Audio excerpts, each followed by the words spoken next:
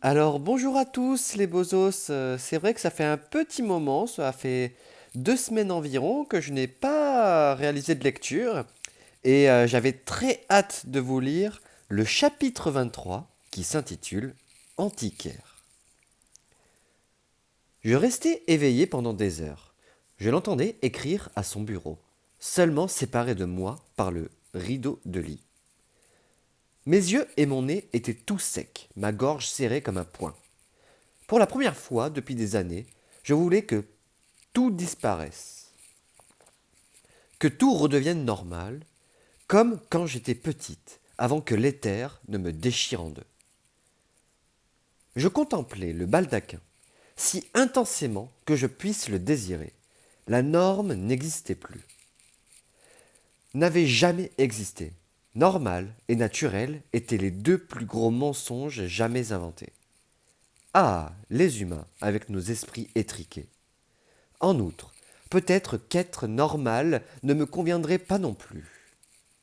Je ne commençai à somnoler que lorsqu'il alluma son gramophone. Je n'étais pas resté longtemps dans son territoire des rêves, mais je l'avais fait sans assistance respiratoire. Je glissai dans le sommeil. Le crépitement des voix se mélangea. Je dus dormir un bon moment, car à mon réveil, ma perfusion avait disparu et mon avant-bras était plâtré. La cloche de jour sonna. Shiolwan dormait durant la journée, mais visiblement je n'aurais pas cette chance. Je n'avais d'autre choix que de me lever et de l'affronter. Je le détestais si fort que cela me faisait mal. Je voulais briser le miroir, sentir la glace se fêler sous mes jointures. Je n'aurais jamais dû avaler ces pilules. Peut-être, finalement, que c'était semblable à ce que je faisais. Moi aussi, j'espionnais les gens, sans pour autant fouiner dans leur passé. Je ne percevais que l'image qu'ils avaient d'eux-mêmes, pas ce qu'ils étaient réellement.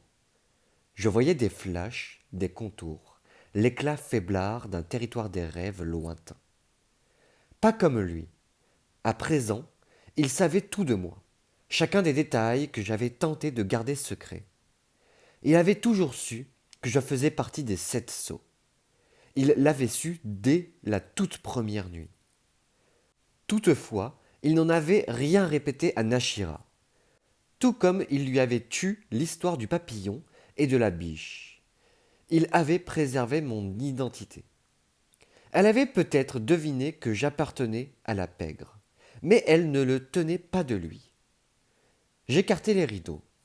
Les rayons dorés du soleil se déversaient dans la tour, scintillant sur les instruments et les livres. Près de la fenêtre, Michael, l'amorotique, installait le petit déjeuner sur une table. Il leva le menton et me sourit. Salut, Michael. Il hocha la tête. Où est le gouverneur? Il me montra la porte. Tu as perdu ta langue. Il haussa les épaules. Je m'assis à table. Il poussa vers moi une assiette pleine de crêpes. Je n'ai pas faim, déclarai-je. Ce n'est pas comme ça qu'il obtiendra mon pardon. Michael soupira, me glissa une fourchette entre les doigts et la planta dans une crêpe.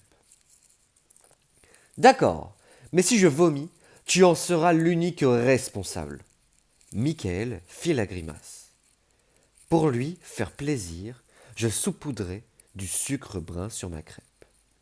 Il ne cessa de m'épier tout en menant sa petite vie à travers la pièce, refaisant le lit et lissant les rideaux.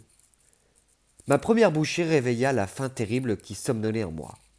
Je finis par engloutir la pile entière, ainsi que 2 croissants à la confiture de fraises, un bol de céréales, 4 toasts beurrés, une assiette d'œufs brouillés, une pomme bien rouge à la chair blanche et croquante, 3 tasses de café et un demi-litre de jus d'orange bien frais, et une bouteille de vodka, et une bouteille de gin, et une bouteille de... Non, c'est pas vrai, elle a pas dit ça.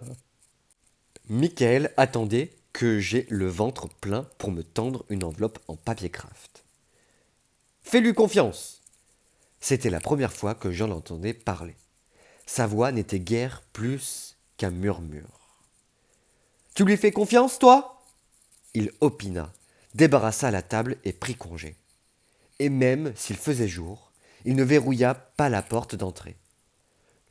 Mais il verrouilla la porte de sortie. C'est pas vrai. Je rompis le seau de cire et dépliai l'épaisse missive qui m'était adressée. Elle était liserée de volutes dorées. Paige, je suis désolé de t'avoir contrarié. Même si tu m'en veux, sache que je ne cherchais qu'à mieux te comprendre. Tu ne peux pas me reprocher ton refus d'être comprise. Tu parles d'excuses. Je poursuivis ma lecture. Il fait encore jour. Rends-toi au manoir. Tu y trouveras des choses que je ne peux pas te fournir. Sois prudente. Si tu te fais prendre, explique aux gardes que tu es venu me chercher un nouveau paquet d'astères. Ne porte pas de jugement hâtif, petite rêveuse. Je froissai la lettre et la jetai dans l'âtre. Rien qu'en écrivant cela, le gouverneur avait fait étalage de la confiance qu'il m'accordait désormais. J'aurais très bien pu l'apporter directement à Nashira. Elle aurait, sans mal, reconnu son écriture. Néanmoins, je ne voulais pas aider la reine de sang par quelque moyen que ce soit. Je détestais le gouverneur de m'avoir ramené ici. Mais il fallait que je pénètre dans cette maison. Je montai à l'étage et enfilai mon nouvel uniforme, la tunique jaune et son gilet à encre jaune. Un jaune vif et lumineux, visible à des kilomètres. 40 la froussarde, 40 la lâcheuse, 40 la branleuse. Bon, c'est pas vrai. D'une certaine manière, ça me plaisait bien. Cela montrait que je m'étais opposé aux ordres de Nashira. Je n'avais jamais voulu être rouge. Je retournai dans la chambre du gouverneur, lentement perdu dans mes pensées. Je n'étais toujours pas certaine de vouloir organiser une évasion collective, mais j'avais réellement envie de partir. Il me faudrait des provisions pour le voyage du retour. De la nourriture, de l'eau, et de l'alcool, et de la vodka, et du gin. Non, toujours pas. Des armes. Ne m'avait-il pas dit que la fleur rouge pouvait leur faire de mal? Sa tabatière reposait sur la table, ouverte. Je trouvais à l'intérieur plusieurs extraits de plantes. Des brins de laurier, des feuilles de chêne et de sycomore, des baies de buis, de l'astère bleu et blanc, ainsi qu'un sachet de feuilles séchées, étiqueté Salvia divinorium, ainsi de l'héroïne, ainsi du cannabis, ainsi de l'ecstasy, ainsi du tabac. Bon, elle n'a pas dit ce dernier. Bon, elle n'a pas dit non plus les autres derniers. Son humaine. En dessous, une fiole scellée d'une poudre bleue sombre était fourrée dans un coin. Anémone coronaria. J'en retirai le bouchon, libérant une odeur âcre, du pollen de la fleur rouge. Ces petites graines, toutes douces, pouvaient me sauver la vie. Je refermai la fiole et la cachai dans mon gilet. Des gardes devaient être de faction devant le manoir durant la journée, mais je saurais les éviter. J'avais mes méthodes. Et quoi que puisse en penser Nashira Sargas, je n'étais pas une veste jaune. J'étais la rêveuse pâle. Et je l'entendais le lui prouver. Je débitais mon mensonge sur l'astère que je devais aller chercher pour mon gardien, et expliquer qu'il fallait voir avec lui s'il y avait la moindre problème. Le nouveau concierge de jour ne semblait guère emballé par l'idée, mais il me jeta presque dehors de force quand il découvrit sur son registre l'identité de mon gardien. Il ne fit pas la moindre remarque au sujet du sac à dos que j'avais sur les épaules. Personne ne voulait prendre le risque de contrarier Arcturus Messartim. Il était étrange de découvrir la ville à la lumière du soleil. J'avais le sentiment que la Brode serait déserte, les bruits et les odeurs habituelles frappant par leurs absences. Mais j'avais quelque chose à faire avant de me diriger vers le manoir. Je m'orientais à travers les allées de la Bauge. De l'eau s'immisçait par toutes les fissures, témoignant d'un orage récent. Je trouvai la bonne baraque et écartai le drap loqueteux, faisant office de porte. Julien dormait, le bras passé autour des épaules de Lys pour lui tenir chaud. L'aura de cette dernière luisait faiblement, telle une bougie au bout de sa mèche. Je m'accroupis à côté d'eux pour vider mon sac à dos. Je logeai un colis de nourriture dans le creux du bras libre de Julien, afin qu'aucun garde ne puisse le voir en passant la tête. Et je le couvris tous deux de couvertures propres et blanches. Je glissai également une boîte d'allumettes dans un tiroir. Revoir leurs sordides conditions de vie me conforta dans ma démarche. Il leur fallait plus que ce que je pouvais trouver dans la tour du fondateur. Ils avaient besoin de ce qui se cachait dans ce manoir. Le choc spirituel était un processus lent. Il fallait se battre pour s'en sortir, se battre de toutes ses forces. Seuls les plus forts en réchappaient. À l'exception de rares et brefs instants de lucidité, Lys n'avait pas repris connaissance depuis la destruction de ses cartes. Si elle ne se remettait pas bientôt, elle perdrait son aura et succomberait à l'amorose. Son seul espoir était de récupérer un jeu de cartes, même si rien ne garantissait qu'elle saurait établir une connexion avec. En tout cas, je comptais bien retourner dans le manoir jusqu'à le lui en dégoter un. Aucun garde ne circulait dans les rues, mais je savais qu'il y avait des guetteurs. Pour plus de sécurité, je grimpais sur un toit et me frayais un chemin par les hauteurs, profitant des saillies et des pilastres pour traverser furtivement la ville. J'assurais au mieux chacune de mes prises, mais je ne progressais pas très rapidement. Mon bras droit était toujours raide comme un piquet, et mon corps perclus de douleur. Le manoir se voyait à des kilomètres. Ses deux flèches pourfendaient la brume. Je me laissai tomber dans une allée non loin. La distance me séparant du prochain mur était trop grande pour être franchie d'un bond. De l'autre côté de ce rempart se trouvait la seule résidence où nul autre que les Réphaïm n'était autorisé. Je fixai le mur pendant un long moment. Le gouverneur était désormais trop impliqué pour me trahir. Pour une raison qui m'échappait encore, il m'offrait son aide, et pour le bien de Lys, il fallait que je l'accepte. En outre, si je rencontrais le moindre problème, je pourrais toujours le contacter via le cordon doré. Si j'arrivais à en saisir le fonctionnement et à m'y résoudre, j'escaladais la façade, basculais la jambe par-dessus son feinte, et atterris souplement dans l'herbe haute. À l'instar de la plupart des résidences, celle-ci avait été érigée autour d'une série de cours. En traversant la première, je commençai à dresser une liste mentale des choses qui me seraient utiles pour franchir le No Man's Land. Des armes, pour lutter contre ce qui se tapissait dans les arbres. Une trousse de premiers secours constituerait un plus non négligeable. Si je posais le pied sur une mine, il me faudrait de quoi confectionner un garrot, ainsi qu'un antiseptique.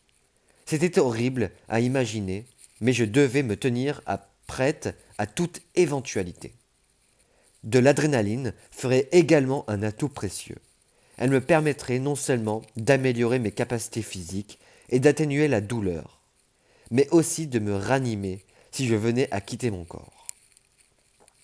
Davantage de pollen d'anémone ne serait pas non plus inutile, de même que d'autres substances telles que le flux, l'astère, du sel, peut-être même de l'ectoplasme. Je dépassai plusieurs bâtiments, aucun n'étant adapté à une fouille. Ils comportaient bien trop de pièces. Ce ne fut que loin des cours centrales, tout au fond de la résidence, qu'une cible de choix m'attira l'œil. Une bâtisse aux larges fenêtres, offrant de nombreuses prises. Je franchis un passage voûté pour l'observer de l'autre côté. Du lierre rouge en jalonnait la façade. Je fis les tours complets de la construction, espérant découvrir une fenêtre ouverte. En vain. J'allais devoir y pénétrer par effraction. Peut-être pas. Il y avait bien une lucarne à peine entrebâillée, au premier étage. Je me hissai sur un muet et, de là, je m'accrochai à la gouttière. Le battant était bloqué, mais je parvins à le forcer d'un bras. Je me faufilai alors dans une pièce minuscule, sans doute un placard à balai, particulièrement poussiéreux. J'en entr'ouvris la porte. Je me retrouvai dans un couloir de pierre, vide. Cette excursion dans le manoir ne pouvait pas démarrer sous de meilleurs auspices. Alors que j'examinais chacune des portes, tâchant de deviner ce qui pouvait se cacher derrière, je me figeai subitement. Mon sixième sens avait frémi. 2 auras. Derrière la première ouverture sur ma droite, je m'immobilisai. Ne sais rien. Pitié. Il y eut un bruit étouffé. Je plaquai mon oreille contre le battant. La reine de sang n'a qu'à faire de tes suppliques. La voix était masculine. Nous savons que tu les as vus ensemble. Une seule fois dans la prairie. Ils s'entraînaient. Je n'ai rien vu d'autre, je le jure. Ce timbre était plus haut perché, terrorisé. Je le reconnus immédiatement. Celui d'Ivy, la palmiste. Elle s'étouffait presque sur ces mots. Pitié, ça suffit, je n'en peux plus. Un hurlement déchirant. La douleur cessera quand tu nous auras dit la vérité. Ivy sanglotait. Allez, 24, tu dois bien avoir quelque chose pour moi. Une petite information. Est-ce qu'il l'a touchée ? Il l'a portée pour repartir. Elle était épuisée, mais il avait des gants. En es-tu sûr ? Son souffle s'accéléra. Je ne m'en souviens pas. Je suis désolé. Par pitié, arrêtez. Des bruits de pas. Non, non. Ces cris pitoyables me tordaient l'estomac. Je voulais balayer l'esprit de son tortionnaire, mais le risque de me faire prendre était trop grand. Si je me procurais pas ce dont j'avais besoin, je ne pourrais pas sauver qui que ce fût. Je serrai les dents, tendant l'oreille, tremblant de colère. Qu'est-ce qui lui faisait ? Les hurlements d'agonie d'Ivy se poursuivirent interminablement. J'eus un haut-le-cœur quand elle craqua enfin. Arrêtez ! Pitié ! Elle s'étranglait sur ses pleurs. C'est la vérité ! Son bourreau demeurait muet. Mais il la nourrit. Je sais qu'il la nourrit. Et elle semble toujours propre. Et on raconte qu'elle peut posséder d'autres voyants. Et que lui dissimule cette information à la reine de sang. Sinon, elle serait déjà morte. Le silence était insupportable. Après un bruit sourd, j'entendis des pas, puis une porte que l'on ferme. Je restai tétanisé un long moment. 1 minute plus tard, je poussai un lourd battant. La pièce ne comportait qu'une simple chaise en bois. Son assise était maculée de sang, tout comme le sol. J'eus quelques sueurs froides. Je m'essuyai la bouche du revers de la manche. Je m'accroupis contre le mur, la tête dans les mains. Ivy parlait de moi. Ce n'était pas le moment de réfléchir aux conséquences. Son tortionnaire se trouvait peut-être encore dans le bâtiment. Je me relevai lentement pour aller examiner la pièce suivante. La clé était dans la serrure. Je jetai un coup d'œil à l'intérieur. Des armes recouvraient les murs. Des épées, des couteaux de chasse, une arbalète, une fronde avec des projectiles en acier, un AK-47 avec un bon gros bazooka dans sa gueule. Non, c'est toujours pas ça, c'est pas vrai. Sans doute tout l'arsenal réservé aux vestes rouges. Je me saisis d'un poignard. Une ancre en ornait la manche, fabriquée en Sion. Weaver envoyait des armes ici, tandis que lui et ses ministres restaient tranquillement cloîtrés dans l'arconterie, loin du phare éthéré. Julien avait raison. Je ne pouvais pas simplement partir. Je voulais faire peur à Frank Weaver. Je voulais qu'il connaisse la terreur qu'éprouvaient tous les prisonniers voyant qu'il avait déporté. Je refermai la porte et la verrouillai. Quand je relevai la tête, je me retrouvai face à une grande carte jaunie. Colonie pénitentiaire de Sheolwan, lisait-on. Territoire officiel du suzerain. Je la parcourus rapidement. La cité était bâtie autour des vastes résidences centrales, finissant en pointe dans les prés et dans les bois. Tous mes points de repère habituels y figuraient. Magdalene, la maison amorotique, la résidence du suzerain, le Hawksmoor, le port de Meadow, la zone d'entraînement. Je décrochai le plan du mur pour l'examiner de plus près. Même si le liseré était abîmé, je parvins à déchiffrer le mot qui y était inscrit. Train. Je resserrai les doigts sur la carte. Le train. Je n'y avais même pas songé. Nous étions tous arrivés ici en train. Pourquoi ne pas repartir par le même biais? Mon cerveau était en surchauffe. Comment avais-je pu ne pas y penser?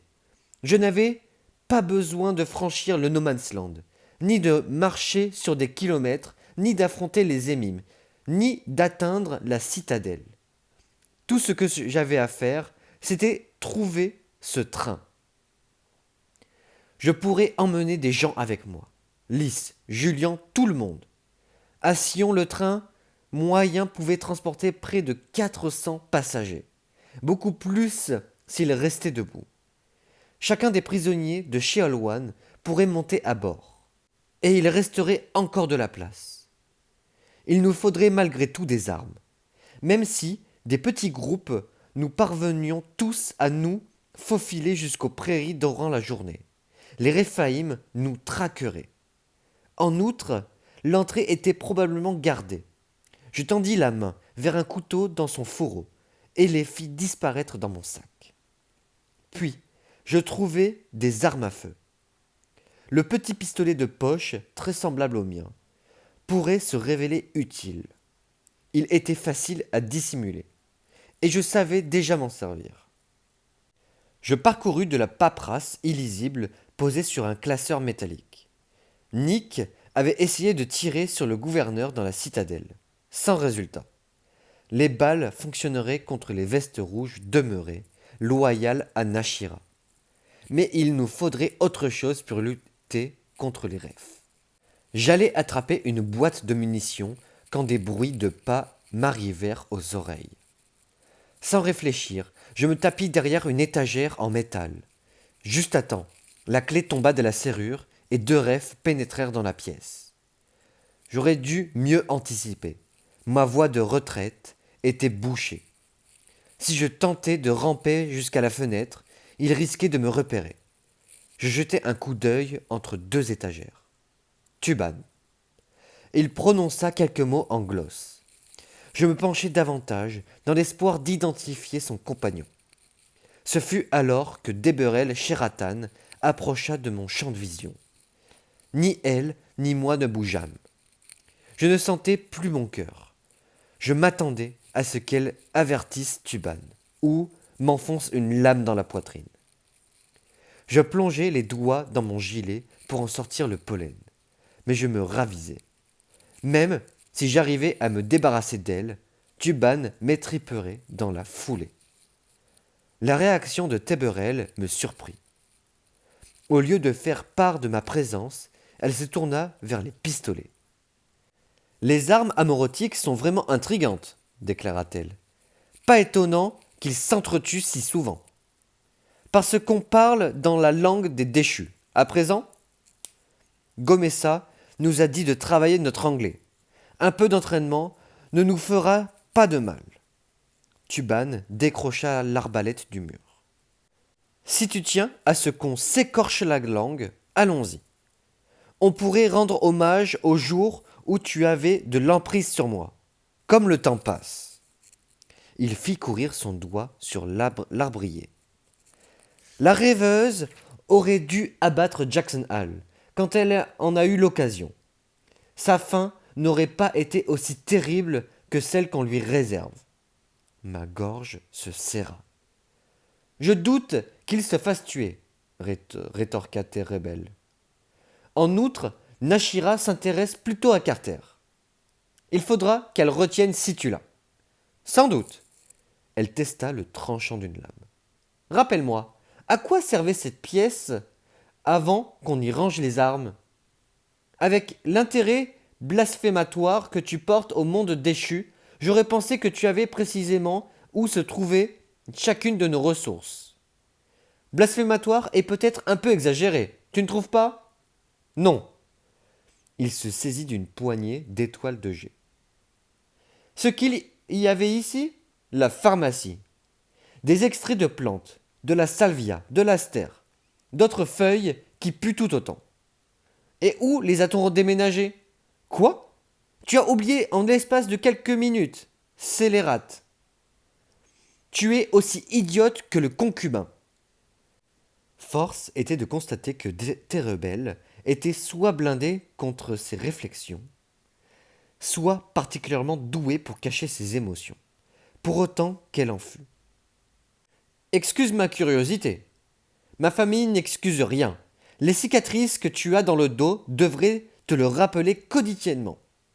Ses yeux brûlaient de l'aura de Divi. C'est pour ça que tu veux savoir. Tu voudrais voler de l'amarante, n'est-ce pas, Sheraton? Des cicatrices. Terrebel resta de marbre. Où sont passées les réserves? Insista-t-elle. Je n'aime pas cette curiosité soudaine. C'est louche. Tu ne serais pas encore en train de comploter avec le concubin? Ça fait presque 20 ans, Tuban. Une éternité selon les standards humains. Je me fous des standards humains. Me ressortir mon passé à tout bout de champ est une chose, mais je doute que la reine de sang apprécie ton attitude vis-à-vis du consort, ou les descriptions douteuses que tu fais de son rôle. Sa voix était plus sèche à présent. Tuban s'empara d'un couteau au mur et l'agita devant elle.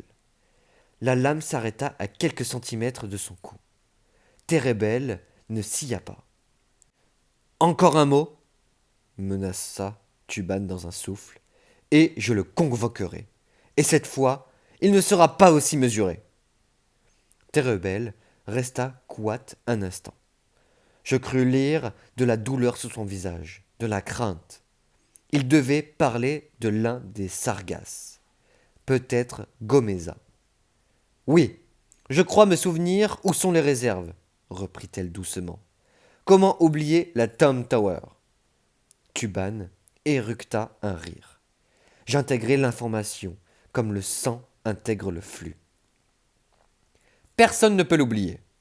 Il lui chuchota à l'oreille. Pas le son de sa cloche. Est-ce qu'elle résonne encore dans ta mémoire, Sheraton?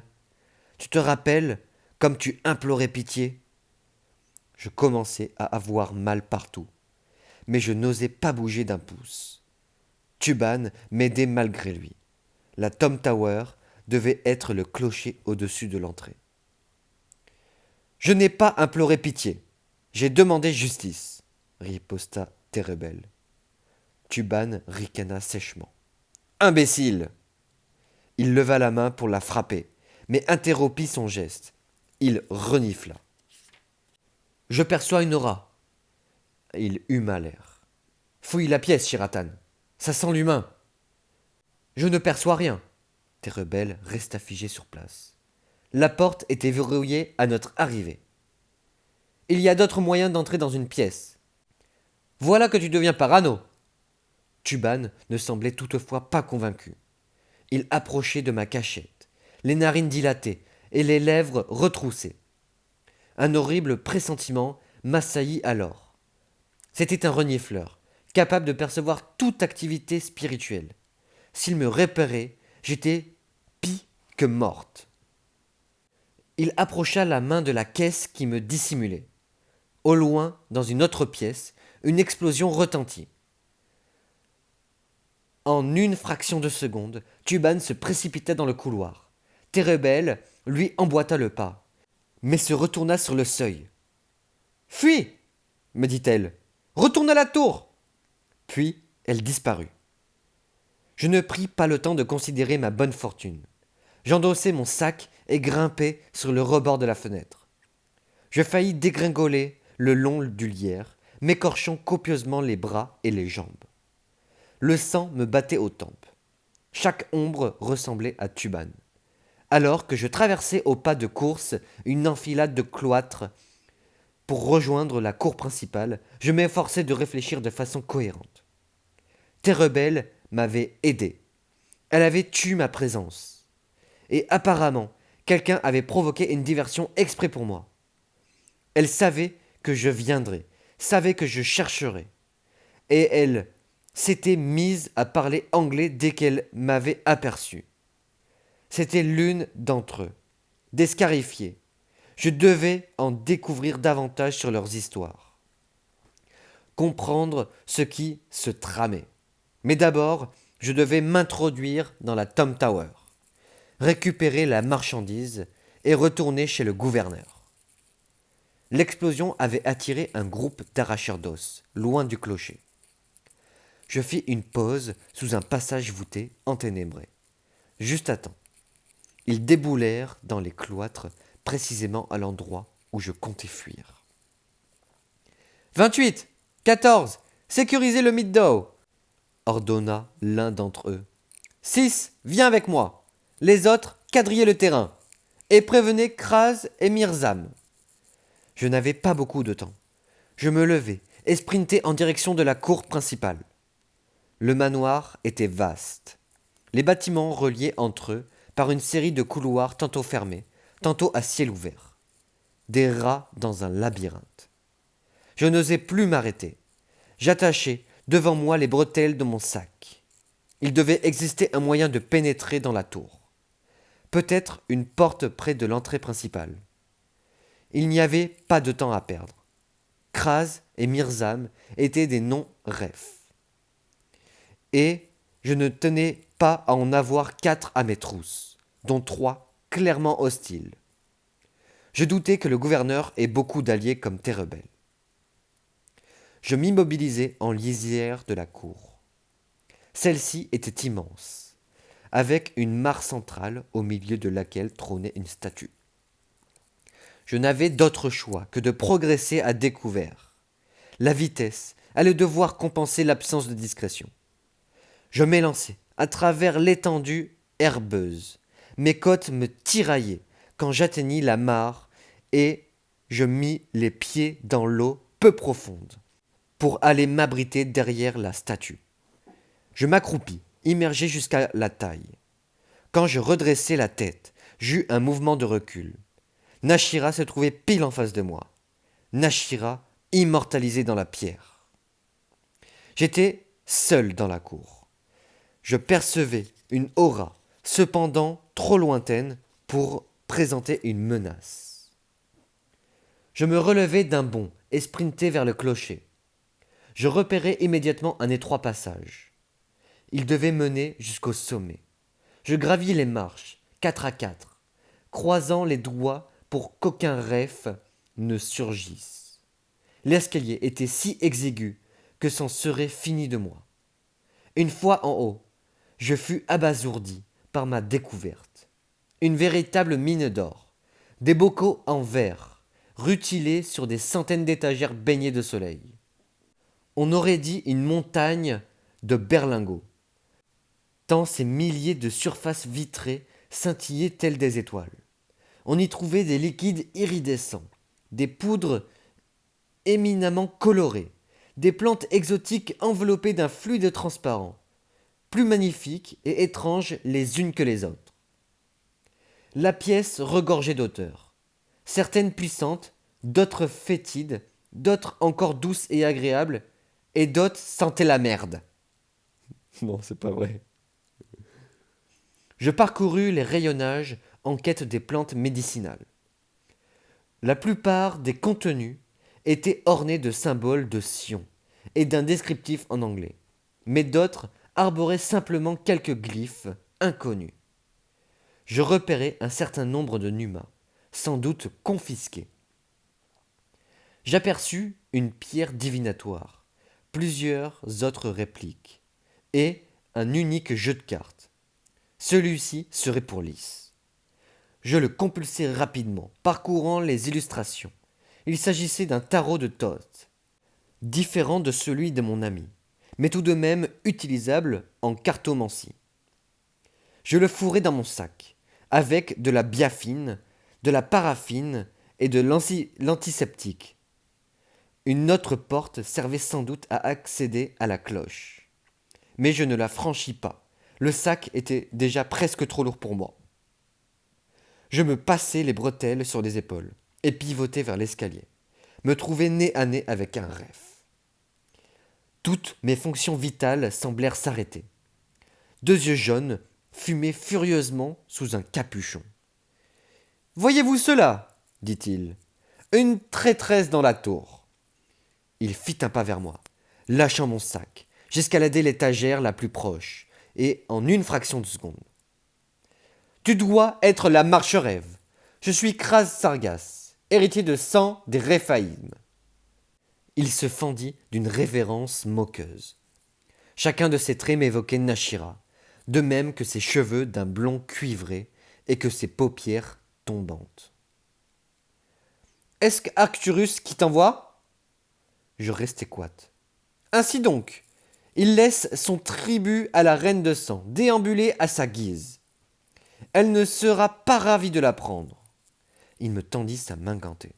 « Descends, marche-rêve. Je vais te raccompagner à Magdalene. Et on fera comme si rien de tout cela ne s'était passé ?» Je ne bougeai pas d'un centimètre. « Vous allez me conduire droit à Nashira, oui. » Sa patience avait atteint ses limites. « Ne m'oblige pas à t'écraser, veste jaune. Nashira ne désire pas ma mort. Je suis pas Nashira. » J'en avais cette fois le cœur net. S'il ne me tuait pas, il me mènerait directement à la résidence du suzerain. Mon regard se posa sur un bocal d'astère blanc. Je pourrais effacer sa mémoire. Dans mes rêves, d'une seule flexion du bras, Kraz renversa l'étagère entière. Fioles et bouteilles vinrent s'écraser sur le sol. Je roulai par terre pour éviter de me faire aplatir, me coupant la joue sur un débris de verre. Un petit cri m'échappa. Mes côtes fêlées protestèrent vigoureusement. Je ne fus pas assez prompte à me relever. Mes blessures me ralentissaient. Il ne flottait pas d'esprit ici. Rien que je puisse utiliser pour le repousser. Kraz m'empoigna par le gilet et me balança contre le mur. Je faillis m'évanouir. Mes côtes me labouraient la poitrine. Il m'attrapa par les cheveux, me tira la tête en arrière et prit une grande et profonde inspiration, comme s'il essayait d'inhaler plus que de l'air. Je compris ce qui se passait quand un voile de sang me brouilla la vue. Je me débattis, ruai et distribuai des coups de griffes, m'efforçant d'atteindre l'éther. Celui-ci m'échappait déjà.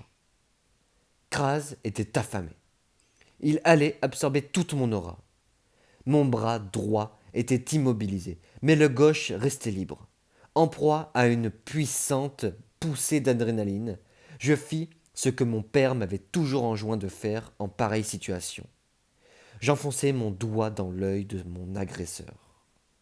Celui-ci me lâcha des cheveux, et j'en profitai pour sortir la fiole cachée dans ma poche, la fleur rouge.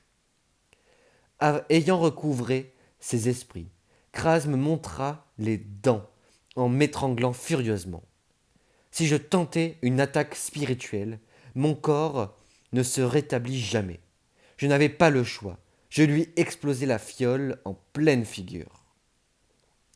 L'odeur était atroce, une odeur de putréfaction, brûlante et doucereuse. Il poussa un hurlement inhumain. Le pollen, lui, était entré droit dans les yeux. Ceux-ci déjà noircis dégoulinaient. Son visage prenait une ignoble teinte grise. « Non » s'exclama-t-il. Non, espèce de... Non. Ces prochains mots furent en gloss. Mes yeux se révulsèrent. Étais-je en train de faire une réaction allergique? De la bile me remonta dans la gorge. Je retrouvai mon sac à tâtons, fouillai à l'intérieur et braquai le pistolet sur sa tête. Kraz tomba à genoux.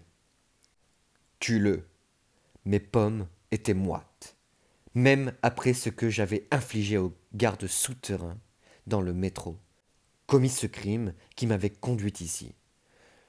Je n'étais pas certaine d'y arriver, de parvenir à ôter une autre vie.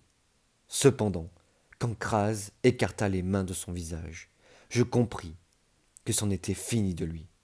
Je ne sciais pas. Je pressais la détente. Waouh! Eh ben, merci à tous les beaux os de m'avoir écouté pour ce chapitre 23. On se retrouve très prochainement pour un nouveau chapitre. C'était dingue. Merci, au revoir les beaux os.